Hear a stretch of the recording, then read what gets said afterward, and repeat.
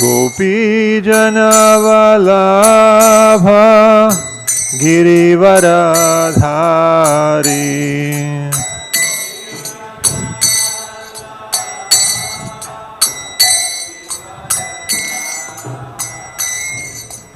Gopi-janavallabha girivaradhari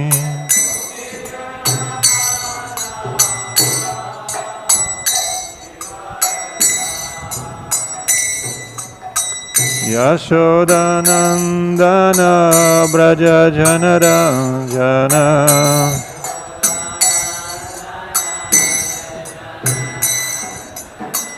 Yashodanandana braja-janaranjana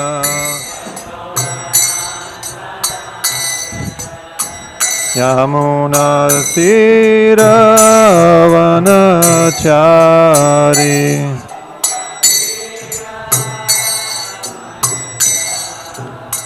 Yamunatiravanachari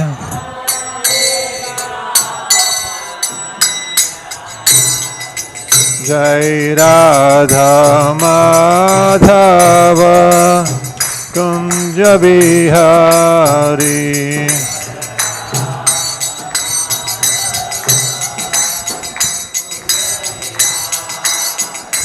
Jai Radha Madhava Kunja Bihari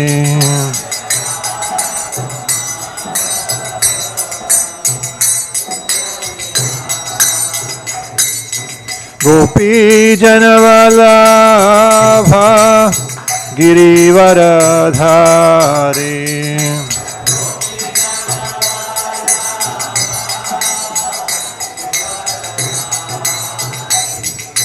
Gopi-janavallabha girivaradhari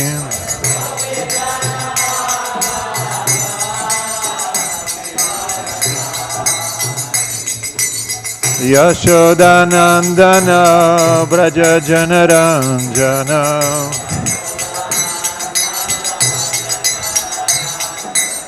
Yashodanandana braja-janaranjana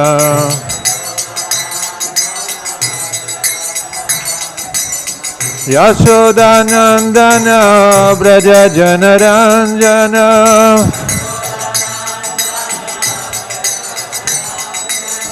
Yashodanandana braja-janaranjana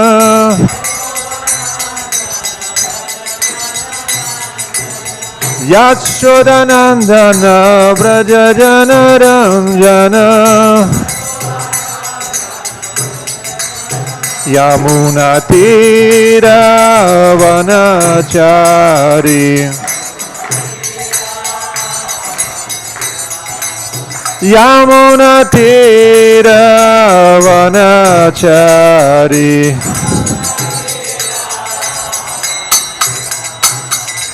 Jai Radha Madhava Kunja Bihari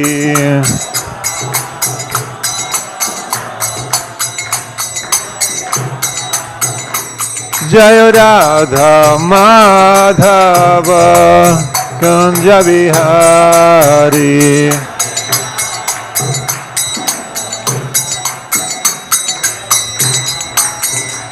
Hare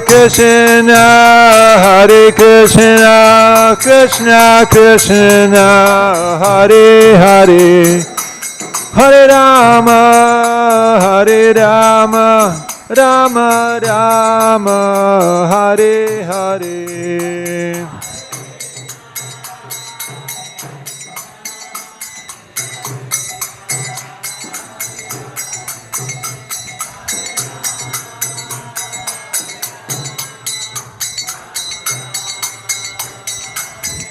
Jaya Jaya Prabhupada, Prabhupada, Prabhupada, Jai Jai Prabhupada.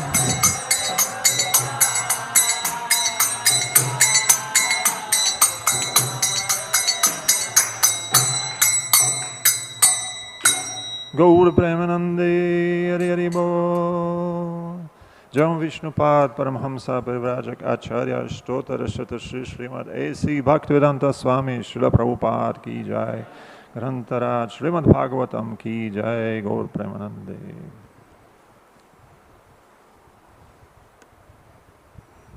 Sarva Shastra Dipiyosha Sarva-Vedaika Satphala Sarva Siddhantaratnadya Sarva Lokaika Drikprada sarva-bhāgavata prana Srimad Bhagavata Prabho Kalidvanto Ditaditya Shri Krishna Parivartita Paramananda Pathaya Prema Varshakshurayate Sarvada Sarvasevyaya Shri Krishnaya Namostume Mad Eka Bandho Mad Sangin Mad Guru Man Mahadana Manistaraka Mad Bhagya Madananda Namostute Asadhu sadhu tadayin atinecho chatakara hanamuncha kadachin mam premna hritkantayos puram.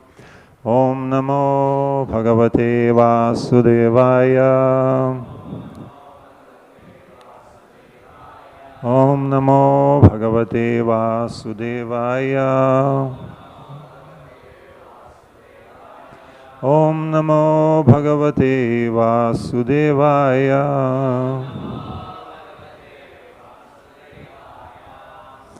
So we'll be reading from Srimad Bhagavatam, Canto 3, Chapter 9, Brahma's Prayers for Creative Energy, Text 12.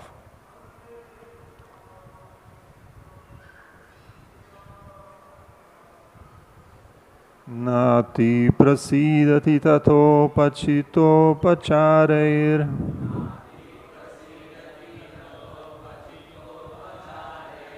Nātiprasīdati tathopacitopacārair.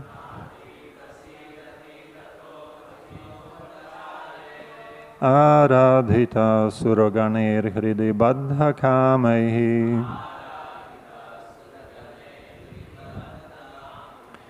Ārādhitaḥ sura-gaṇair hṛdi baddha-kāmaiḥ.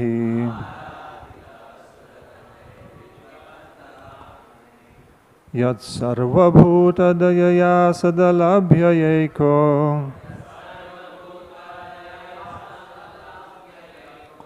Yat sarva-bhūta-dayayāsad-alabhyayaiko.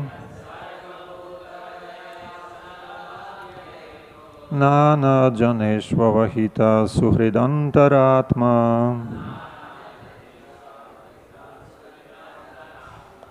nānā-janeṣv avahitaḥ suhṛd antar-ātmā.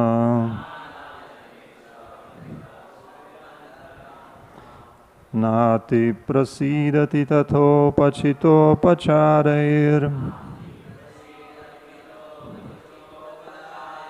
ārādhitaḥ sura-gaṇair hṛdi baddha-kāmaiḥ. Yat sarva-bhūta-dayayāsad-alabhyayaiko. nānā-janeṣv avahitaḥ suhṛd antar-ātmā.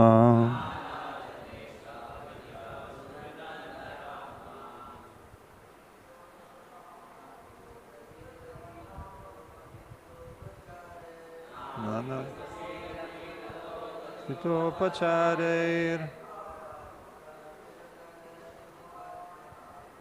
ārādhitaḥ sura-gaṇair hṛdi baddha-kāmaiḥ. Yat sarva-bhūta-dayayāsad-alabhyayaiko.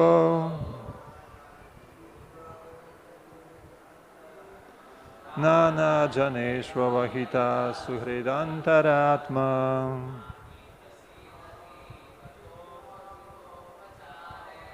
nātiprasīdati tathopacitopacārair.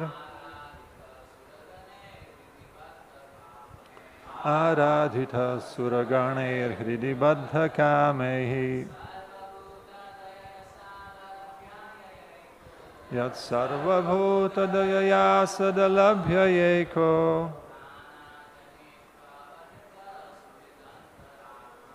nānā-janeṣv avahitaḥ suhṛd antar-ātmā. nātiprasīdati tathopacitopacārair, ārādhitaḥ sura-gaṇair hṛdi baddha-kāmaiḥ, sarva-bhūta-dayayāsad-alabhyayaiko, nānā-janeṣv avahitaḥ suhṛd antar-ātmā. Matajis.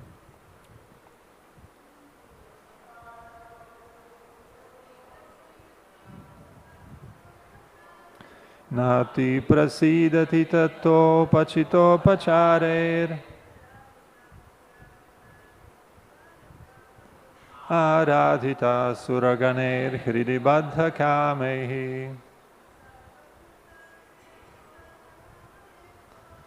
sarva-bhūta-dayayāsad-alabhyayaiko,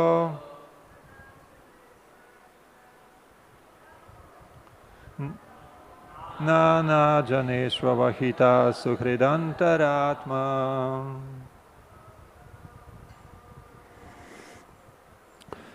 Na, never, ati, very much, prasīdati, become satisfied, tathā, as much as, upacita, by pompous arrangement,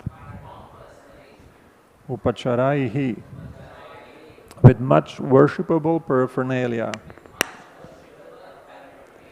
ārādhitaḥ, being worshipped, sura-gaṇaiḥ, by the celestial demigods, hṛdi baddha-kāmaiḥ, with hearts full of all sorts of material desires. Yet, that which, sarva, all, bhuta, living entities, dayayā, to show them causeless mercy, asat, nondevotee, alabhyayā, not being achieved, ekaḥ, one without a second, nānā, various, janeṣu, in living entities, avahitaḥ, perceived, suhṛt, well-wishing friend, antar-ātmā, within, ātmā, super soul. Translation and purport by His Divine Grace A.C. Bhaktivedanta Swami Srila Prabhupada. Srila Prabhupada ki jai. Translation. My Lord, you are not very much satisfied by the worship of the demigods, who arrange for your worship very pompously, with various paraphernalia, but who are full of material hankerings. You are situated in everyone's heart as the super soul, just to show your causeless mercy, and you are the eternal well-wisher, but you are unavailable for the non-devotee. Purport. Demigods in the celestial heavenly planets, who are appointed administrators of the material affairs, are also devotees of the Lord. But at the same time, they have desires for material opulence and sense gratification. The Lord is so kind that He awards them all sorts of material happiness, more than they can desire. But He is not satisfied with them because they are not pure devotees.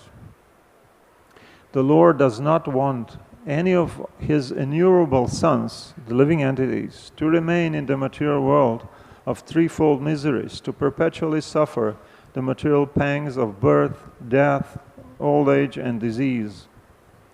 The demigods in the heavenly planets, and many devotees on this planet also, want to remain in the material world as devotees of the Lord and take advantage of material happiness. They do so at the risk of falling down to the lower status of existence, and this makes the Lord dissatisfied with them. Pure devotees are not desirous of any material enjoyment, nor they are averse to it. They completely dovetail their desires with the desires of the Lord and perform nothing on their personal account. Arjuna is a good example. On his own sentiment, due to family affection, Arjuna did not want to fight, but finally, after hearing Srimad Bhagavad Gita, he agreed to fight in the interests of the Lord. Therefore, the Lord is very much satisfied with pure devotees because they do not act for sense gratification, but only in terms of the Lord's desire. As Paramatma or Super Soul, he is situated in everyone's heart, always giving everyone the chance of good counsel. Thus, everyone should take the opportunity and render transcendental loving service to him, wholly and solely. The non-devotees, however, are neither like the demigods nor like the pure devotees, but are averse to the transcendental relationship with the Lord. They have revolted against the Lord and must perpetually undergo the reactions of their sinful activities. Bhagavad Gita 4.11 states, Ye yathamam prapadyante tam stateva bhajamyaham. Although the Lord is equally kind to every living being, the living beings, for their own part, are able to please the Lord to either a greater or a lesser extent. The demigods are called sakama devotees, or devotees with material desires in mind, while the pure devotees are called nishkama devotees because they have no desires for their personal interests. The sakama devotees are self-interested because they do not think of others, and therefore they are not able to satisfy the Lord perfectly. Whereas the pure devotees take the missionary responsibility of turning non-devotees into devotees, and they are therefore able to satisfy the Lord more than the demigods. The Lord is unmindful of the non-devotees, although he is sitting within everyone's heart as well-wisher and super soul. However, he also gives them the chance to receive his mercy through his pure devotees who are engaged in missionary activities. Sometimes the Lord himself descends for missionary activities, as he did in the form of Lord Chaitanya, but mostly he sends his bona fide representatives, and thus he shows his causeless mercy towards the demigod, towards the non-devotees. The Lord is so satisfied with his pure devotees that he wants to give them the credit for missionary success, although he could do the work personally.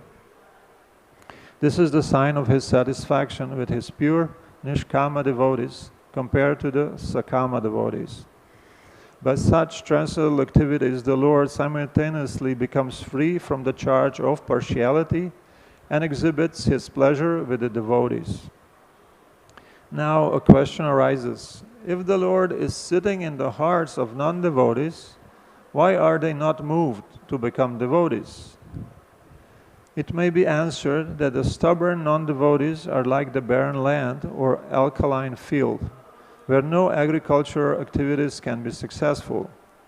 As part and parcel of the Lord, every individual living entity has a minute quantity of independence, and by misuse of this minute independence, the non-devotees commit offense after offense to both the Lord and his pure devotees engaged in missionary work. As a result of such acts, they become as barren as an alkaline field where there is no strength to produce.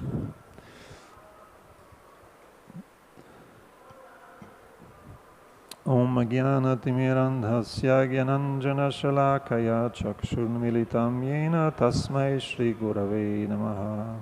Shri Chaitanya Manobhishtam Sthapitam Yena Bhutale Swayam Rupa Kadamahyam Dadati Swapadantikam. Vandeham Shri Guru Shri Yuta-pada-kamalam Shri Gurun Vaishnavamscha Shri Rupam Sagrajatam Sagana Raghunathanvitam Tam Sajivam Sadvaitam Savadhutam Parijana Sahitam Krishna Chaitanya Devam Shri Radha Krishna Padam Sahagana Lalita Shri Vishakhanvitamscha. He Krishna Karuna Sindho Dinabandho Jagatpate Gopesha Gopika Kanta Radha Kanta Namostute. tapta kanchana gaurangi radhe vrindavaneshwari vrishabhanusute devi pranamami hari priye vancha kalpatarubhyascha pasindubhyaevacha patitanam pavanebhyo vaishnavebhyo namo namaha. Jai Shri Krishna Chaitanya Prabhu Nityananda Shri Advaita Gadadhara Shrivasadi Gaura Bhakta-vrinda. Hare Krishna Krishna Krishna Hare Hare Hare Rama Rama Rama Hare Hare. Hare Krishna Krishna Krishna Hare Hare Hare Rama Rama Rama Hare Hare. Hare Krishna. So, this is another amazing verse of the amazing Srimad Bhagavatam, as spoken by the founder of our Sampradaya, Lord Brahma. And of course, another amazing Bhaktivedanta purport by the founder Acharya of ISKCON, Srila Prabhupada.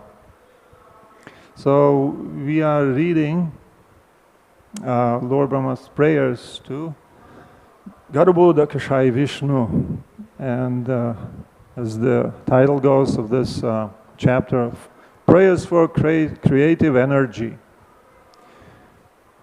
But Lord Brahma is not, let's say, a simple devotee. His prayers are not just, please give me the creative energy so I can create this universe, but it's much more, very deep prayers, worthy of the founder of the Brahma Sampradaya, Brahma Madhva Gauriya Sampradaya. So Sri Chaitanya Mahaprabhu said to Sanatana Goswami, after he explained the Atmarama verse in 64 ways, and was of course praised by Sanatana Goswami. So you are actually the speaker of the Bhagavatam, speaker of the Vedas. So therefore you can explain. He said, no. Mahaprabhu was playing a part of an ordinary human being. No, it's the Bhagavata. You know? Krishna Tulya Bhagavat. Vibhu sarvashray, pratishloki, pratiakkare, nānā-janeṣv. So the Bhagavatam is Krishna. Bhagavatam is just like Krishna. He is great Vibhu and sarvashray. Everything has a shelter in him. And in every prati shloke, every verse, pratiakkare, in every syllable, nānā-janeṣv, there are innumerable meanings. So therefore I explain it in 64 ways. It's not so much. Yeah. It's the nature of the Bhagavatam. It's like that. So the Acharyas, when explaining the Bhagavatam or any other Shastra, but especially Bhagavatam, they have different takes, different perspectives, and thus they may arrive at different meanings. Rarely they contradict, but they are complementary. But we have to understand exactly what is the perspective they're speaking from.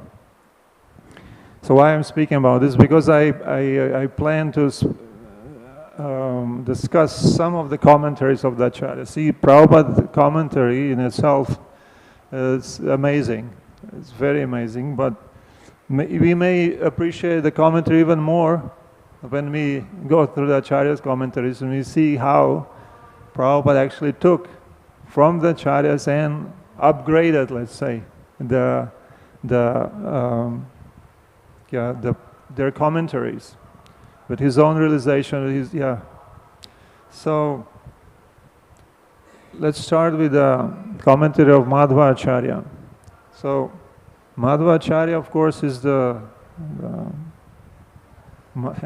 the most prominent acharya in the Brahma Madhva Sampradaya.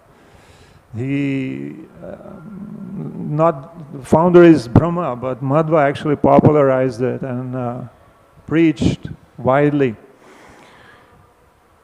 So Madhvacharya says, he sees this verse like this. Sees the reiteration. While you are worshipped in the heart by the demigods, because of their mercy for all the living entities, you are not much satisfied by the worship of people with material desires, although they worship you with abundant paraphernalia. Seems quite different from what Prabhupada said, right? He says, no, that you are worshipped by the demigods because of their mercy for the living entities. But you're not satisfied with those people, ordinary people who worship you with material desires. This is actually not contrary to what Prabhupada says. It's just a different level, because if we see, it's natural that we want to glorify the founder of the Acharya. Brahma is one of the demigods, right? So, and it happens so that he is a pure devotee. Not every Brahma is a pure devotee, but the particular Brahma, founder Acharya of the Sampradaya, Vaishnava Sampradaya, he is a pure devotee. So, and some other demigods may also be pure devotees. So, when they worship the Lord, and their life is service to the Lord. That's why they're doing what they're doing. They have their services in the material world, so they satisfy the Lord. To substantiate what he said, he quotes the one verse from Satya Samhita. ārādhitaḥ brahmadyair bhakti-jnana-dayādibhihi kam tasya kamaka jana kratyaya paricharyaya. The Supreme Lord is worshipped by Lord Brahma and other demigods with devotion, transcendental knowledge, mercy, and other auspicious qualities. What interest would he have in the worship of ordinary men affected by greed and lust? So again, Lord Brahma is the role model, his devotion to the Lord for the ordinary living entities. This is not taking into the account the preachers of the Lord. No, we are the followers of Lord Brahma. It's a different perspective.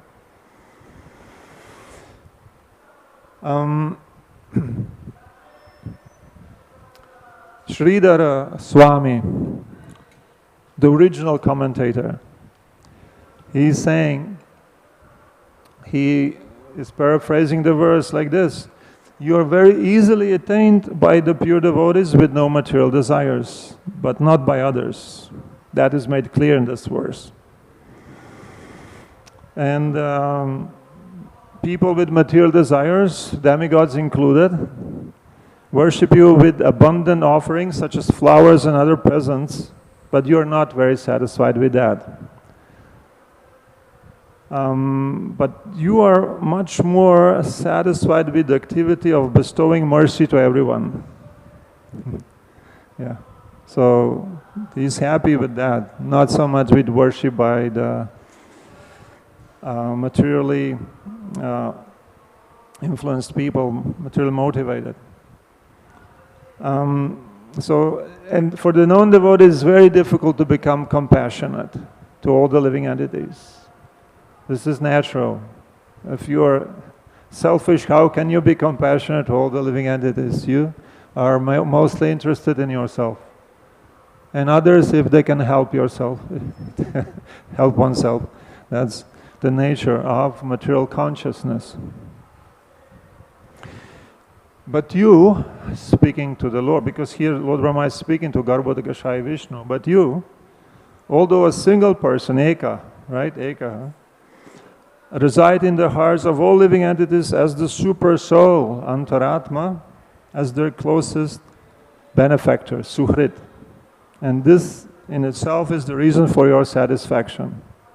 So, you can help. I mean, you residing in the heart as their good friend. So that's Sridhara Swami. And then Jiva Goswami in the Krama Sandarbha, he's saying that Bhavan is supplied. Anybody here, it means, Bhavan means you in Sanskrit, right? Anyone spoken Sanskrit person here? Sometimes devotees are interested, at least for some time. Anyway, so this Bhavan, you speak in third person singular, but means you. So therefore, here it's a prasīdati. That's the third person. He naturally would be saha-prasīdati, but actually if you say Bhavan prasīdati, it means you are satisfied. That's usually how it starts, it's spoken Sanskrit. You speak in third person singular, it's easier. You don't have to know. Prasīdati would be the second, but he speaks in the third. So Bhavan is here, it's meant. All the commentators agree, because Lord Brahma is speaking to Garbhodika Shai Vishnu. So, in our different take, because you are satisfied, because you are merciful to all the living entities, you are very satisfied even when you are worshipped by ordinary people. Right? The Lord's not completely disinterested. He is interested. He wants us to come up. So therefore, in that way, He's interested. Why is that? That's the question. Because you alone attentively reside in various people as their friend and super soul. So He is attentive. That's avahitaḥ. That means He is attentive there. It has different meanings. Prabhupada took a different meaning. But Jiva Goswami takes this one. So He is very attentive. He is in the heart. He is observing what's going on in our heart. A good friend. The silent friend, the bird who is not eating the fruits, but just observing.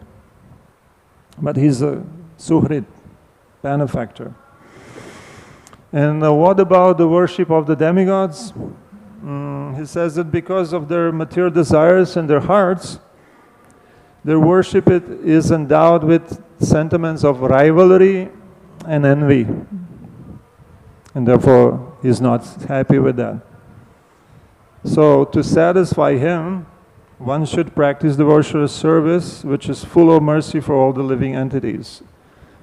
The devotional service is full of mercy for all living entities. That's the nature of devotional service. If somebody practices devotional service and doesn't feel like compassionate to other living entities, what does it mean? It's beginning stages of devotional service, or maybe say it's not exactly right, something's not right, at least something should be there. So that's Jiva Goswami, and then Vishwanath Chakravarti Thakur has the largest purport, largest commentary. He says that of all people, pure devotees are certainly the best. Nishkama bhaktas, not those with material desires. Therefore, it said you are not much satisfied with those who are not nishkama, those who are sakama. Those who are sakama with material desires, they are dedicated only for their own interests, and therefore do not have much compassion for others. I mean, they don't have any compassion to others. So, and because of that, that's the reason you exhibit lack of much satisfaction with them. But pure devotees, nishkama, on account of their dedication for the well-being of others, have a natural compassion for all the living entities. Therefore, you are naturally, abundantly satisfied with them. Very happy with those devotees who help in the mission of the Lord, the Supreme Lord.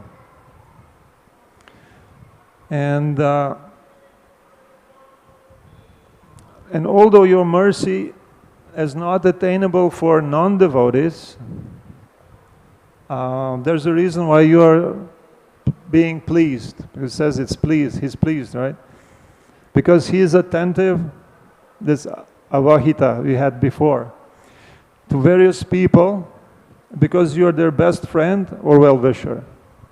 So he is still satisfied, although they cannot take the mercy, the non-devotees, but he's in their heart as their well-wisher.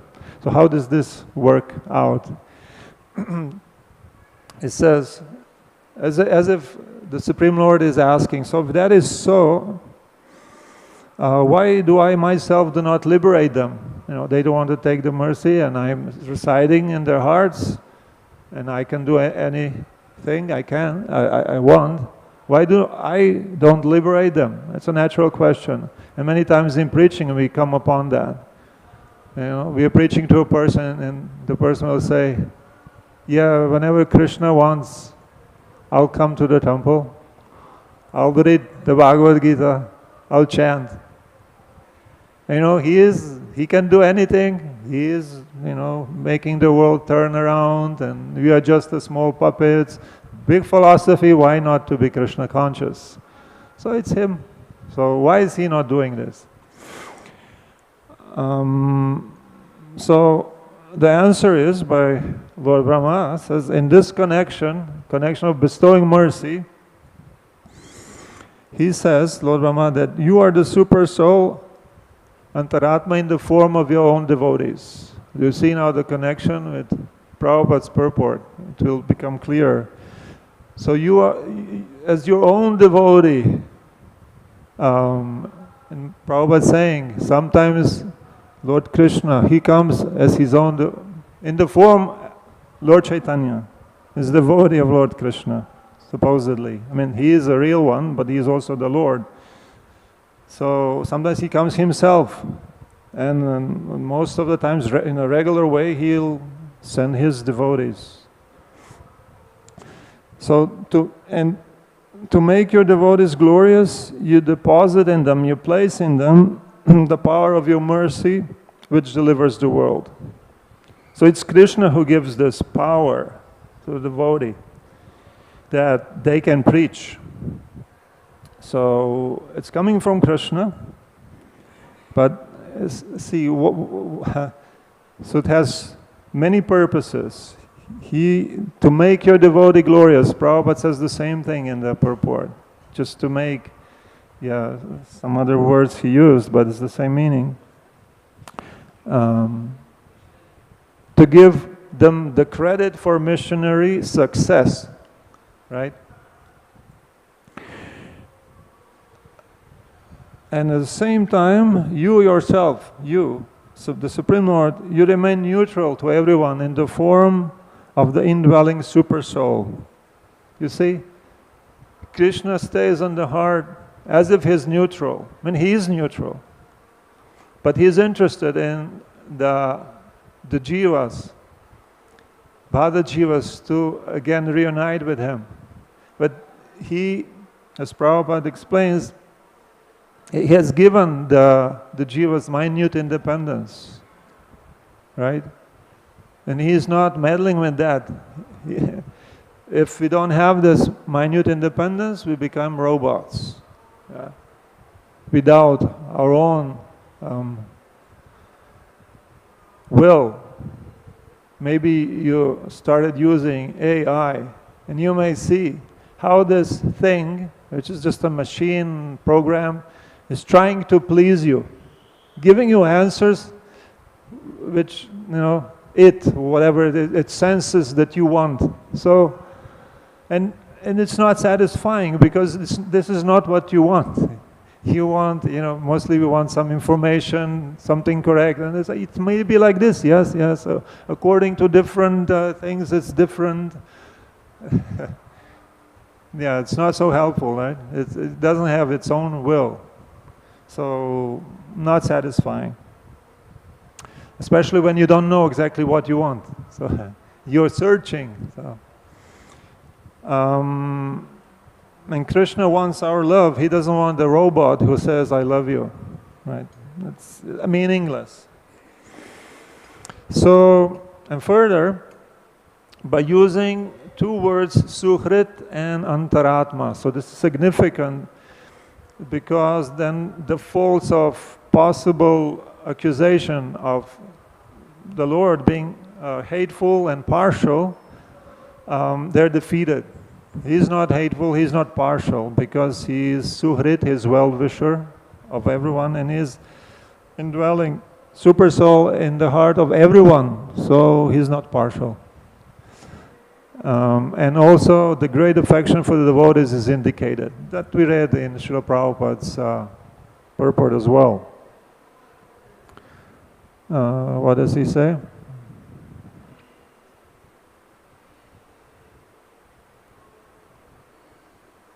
By such transcendental activities, the Lord simultaneously becomes free from the charge of partiality and exhibits his pleasure with the devotees. Same point. And another point, sarva-bhūta-dayayā, that's here in the fourth line, mercy for all the living entities. That does not mean that everyone will get liberated. But it's sarva-bhūta-dayayā. But that actually means, this is just like saying, men with umbrellas are going. That doesn't mean that all of them, they hold an umbrella, but most of them are. So you say, men with umbrellas are going. So here also, this sarva means most of them, most of the bhutas, most of the living entities will get mercy, but not all of them. So the mercy of the Lord's devotees is generally not seen everywhere, although it's sarva-bhūta-dayayā. It can mean also that although it's the duty of the devotees to bestow mercy to everyone, it is seen that that not everyone is liberated. Again, what's the fault? Is there any fault of devotees? Prabhupada also explains in the seed, it comes from here, from Vishwanath Chakravarti Thakur. Although the seeds are sown everywhere. If you're a gardener or a farmer, you spread the seeds all over your land, but still they do not sprout in the lands that are saline or alkaline or some other, something degenerative land. So it's not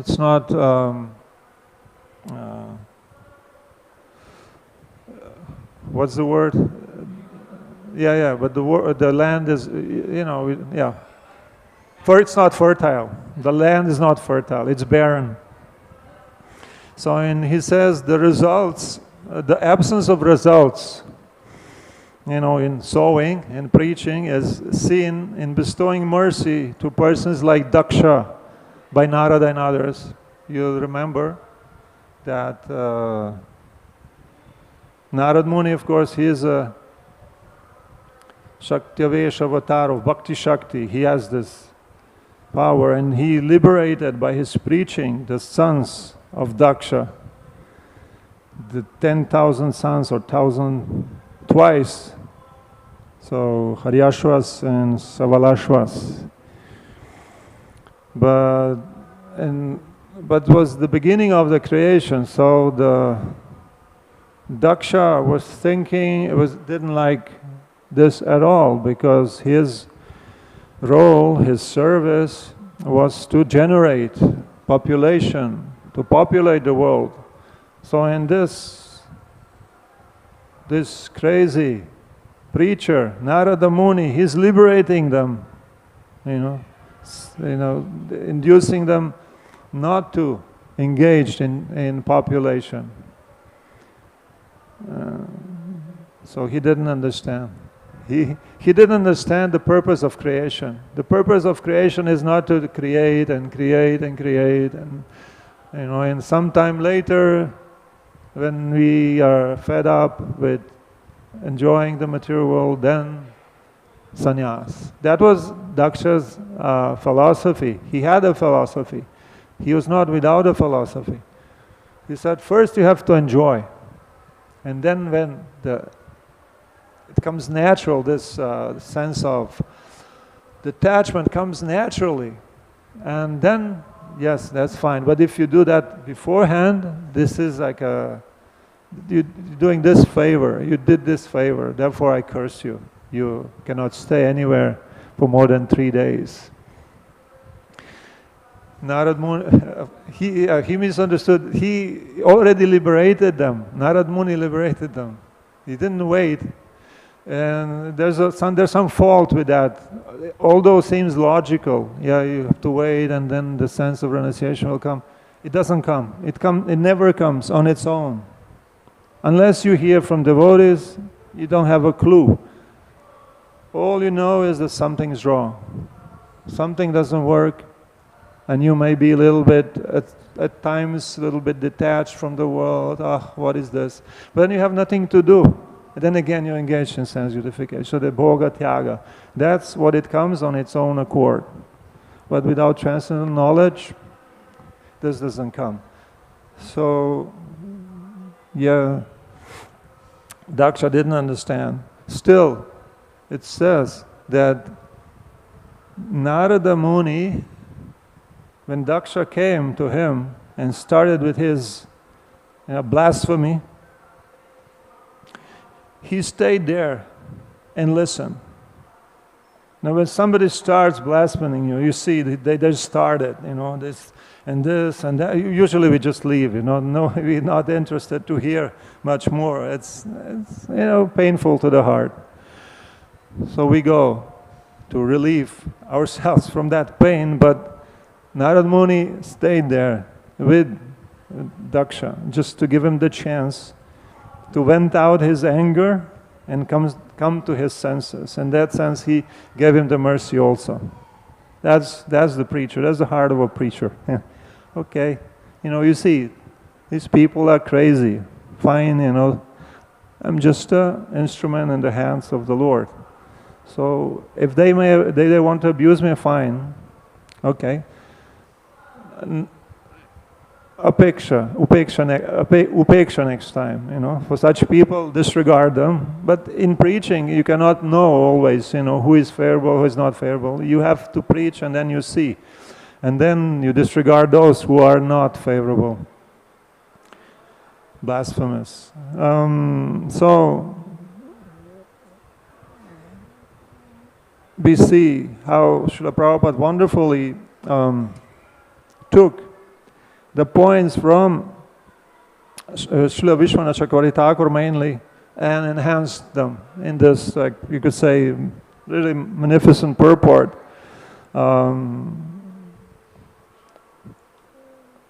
Seemingly, the verse itself doesn't speak about preaching. It's speaking about sarva-bhūta-dayayāsad, but the mercy to all the living entities. But it's not explicit how this happens. But our acharyas, they brought this out. They understood what Lord Brahma is speaking about.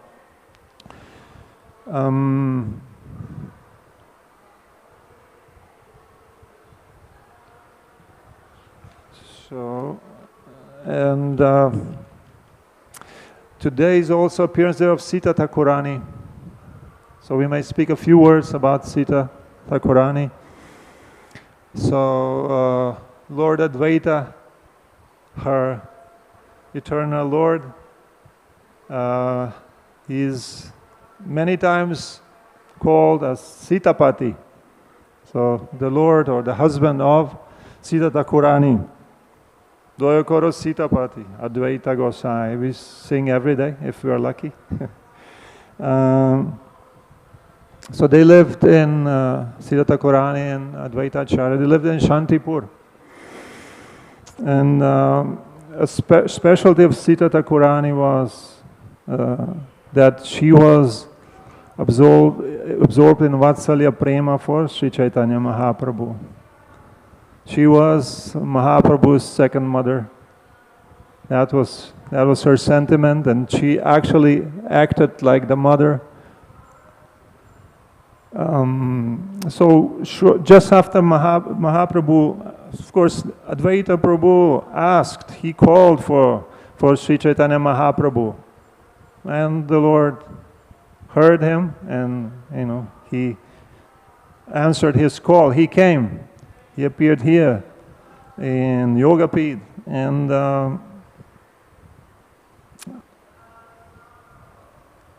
Advaitacharya knew who this small boy is, and he sent Sita Thakurani. He sent gifts for Lord Chaitanya. So she brought a big basket, and sometimes it's noticed that Advaita Acharya, Sita Thakurani, they were rich brahmanas, which is exceptional. Not many are.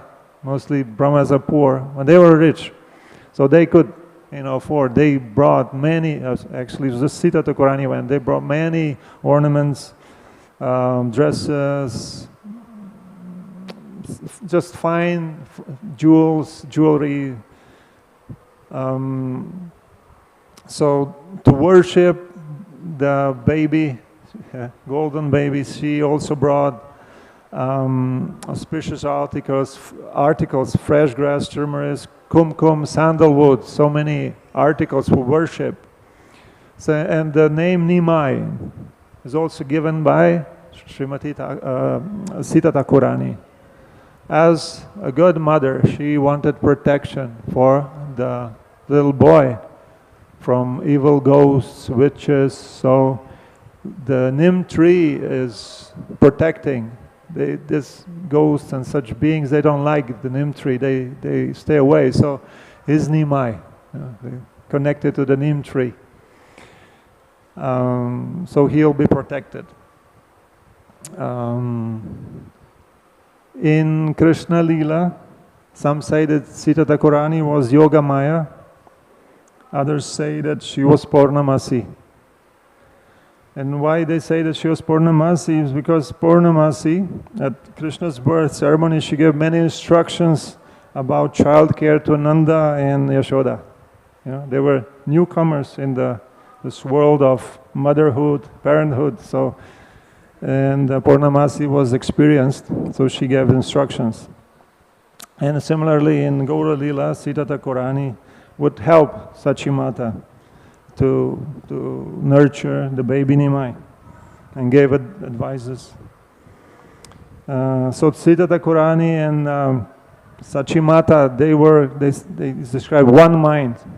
All they were interested in was the welfare of Nimai. Right? So because it was evident that Sita Thakurani loves Nimai so much, Sachimata and Jagannath Mishra, they chose her to do the ceremonies connected with the child. She was given this honor to do that. And Chaitanya Mahaprabhu, Nityananda Prabhu would often come to Shantipur to visit Advaita Acharya and Sita Thakurani. And they would sometimes perform a festival. They wanted to have a Kirtan festival, Krishna Lila Kirtan festival. And they instructed them what to do. You buy these articles, call the devotees, offer them garlands, and then and then they had all-night Kirtan. So that happened in Shantipur. And Sita Thakurani, of course, she cooked for Nimai, Lord Chaitanya. And when Mahaprabhu took sannyas and moved to Puri, then Advaita Acharya and Sita Thakurani and Achyutananda and other sons, their sons, they would come visit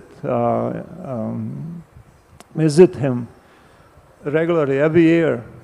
And at that time also, they would invite Sita Thakurani, Advaita Acharya, they would invite Mahaprabhu to come to their house and they would feed him. And Sita Thakurani was again cooking for him. The great joy of mothers is to provide best food for their sons and daughters. So on this auspicious day, we could just pray to Sri Thakurani to have like a fraction of her affection for Lord Chaitanya. So if we can have something like that, that would be a great boon. Sri Thakurani ki jai. So are there any questions, comments regarding something I said?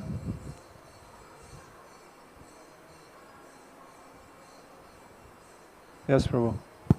Prabhuji, you mentioned how sakama, like those who have some selfish desires, and they cannot feel compassionate, and nishkama, they feel compassionate by nature. Right. So does that mean if a person, suppose like me, who has some selfish desires, but still is worshipping the Lord, so if we practice compassion, somehow we try to spread or somehow like show some compassion to the living entities, does that mean we can achieve nishkama through compassion?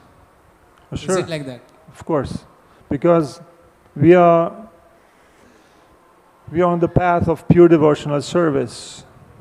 Path of pure devotional service, sadhana, vaidhi bhakti. And if we follow Srila Prabhupada, who is giving us pure devotional service, we may not be, fully matured, pure devotee, feeling compassion to everyone, but we are engaged in activities that are, they have the nature of, compassion to everyone. So I don't know, for myself, I'm a shy person. So for me to go for Nagar Sankirtan, Harinam, we say in the West, that was a big thing, But, you have to go out dressed in the strange clothes, especially in the West, it looks strange. And chanting something, people do not go just in streets and sing. Maybe they're drunk, then that's acceptable. But, just like that, nobody does that. But then you go, you preach to yourself, you read from Prabhupada, you hear from devotees, and you go, and then what happens? You feel blissful. So, and you feel something, okay, I'm a small instrument, I'm giving out the holy name. One of these devotees were doing that.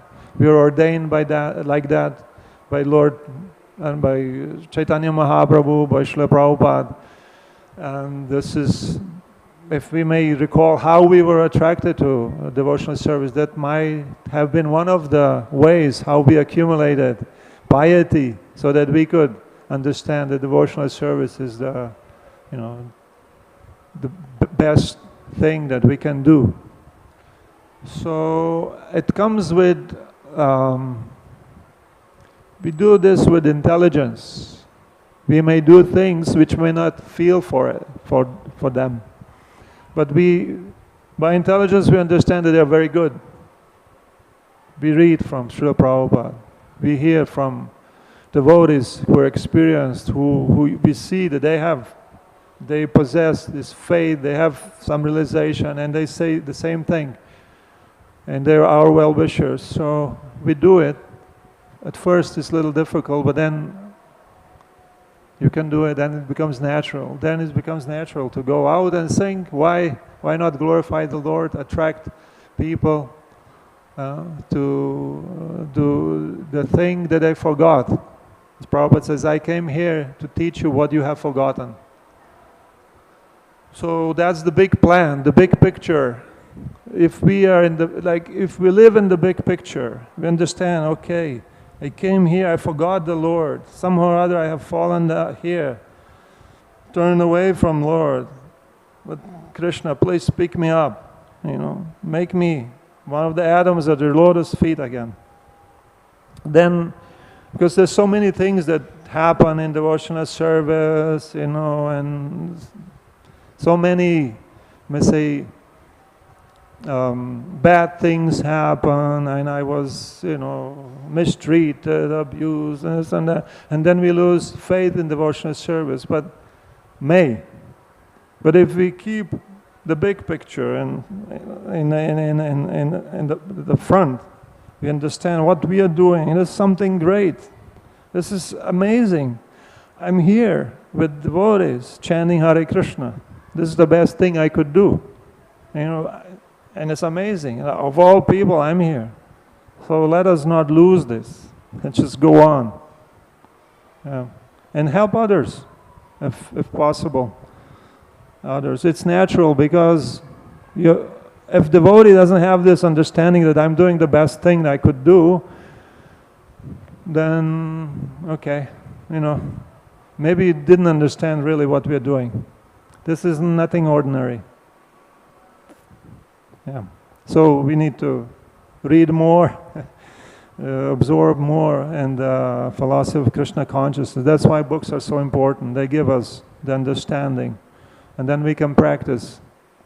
And in itself, the reading is a practice, shravanam, and then we can do kirtanam. We can glorify Krishna to others and trying to engage them in the same process, because this is the best. Why keep the best for ourselves? It doesn't make sense. So we are not kripanas. Hare Krishna. Yes, Prabhu.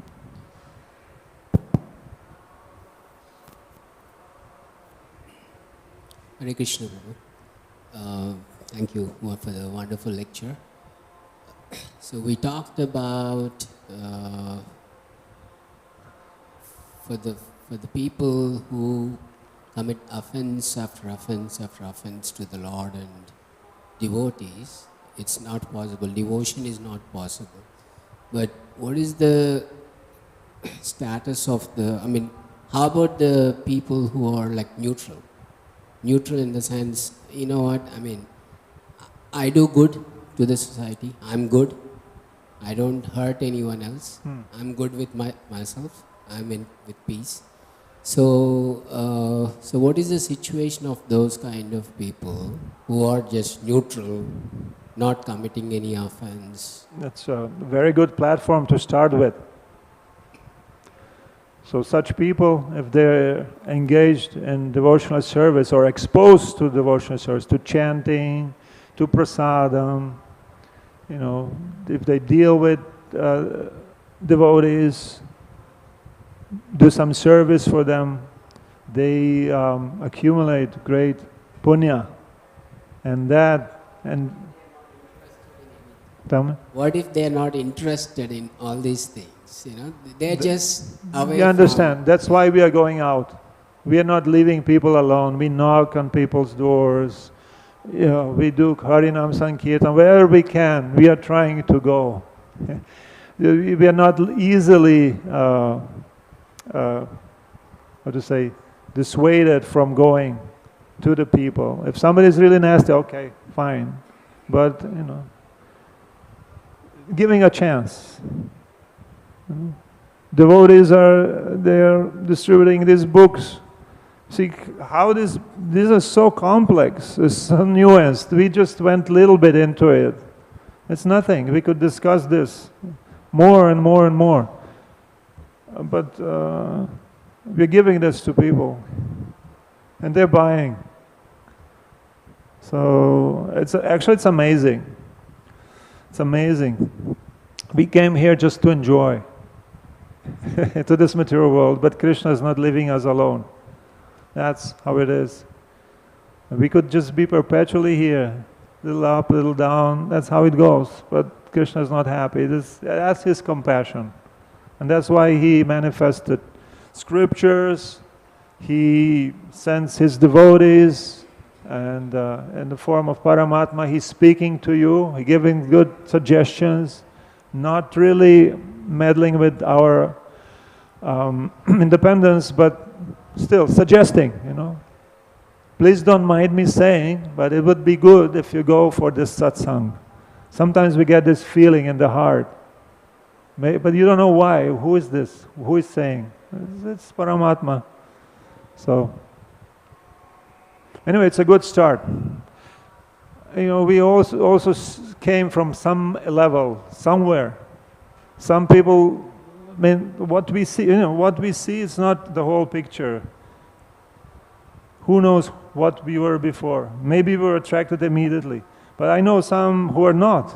It took years and years and years, and then at some point they say, actually, this is good. I don't know why I neglected this so far. And this happens also in our life. Like, we're going through the motions of spiritual life, but then we understood at some point, oh, I neglected actually chanting of Hare Krishna. I'm just going through the motions, but this is really the thing. For instance, I should really focus on chanting.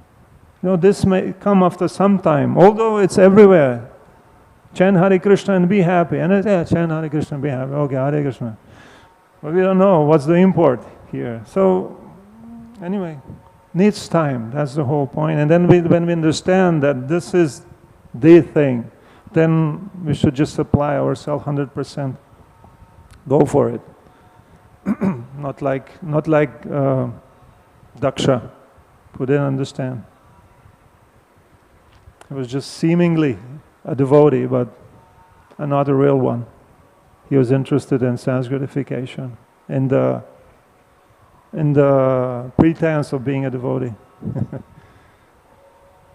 But that may also happen. We may be pretending to be a devotee, but we are with devotees, and we're interested in self-gratification. That's good, also good. But it will be better when we give up the pretense and really become a devotee, really interested in pure devotional service, not just name, fame, glory, and so on. So at this point we'll stop. Grantaraj Srimad Bhagavatam ki jai, Srila Prabhupada ki jai, Gaura Premanande, Hari Hari Bol.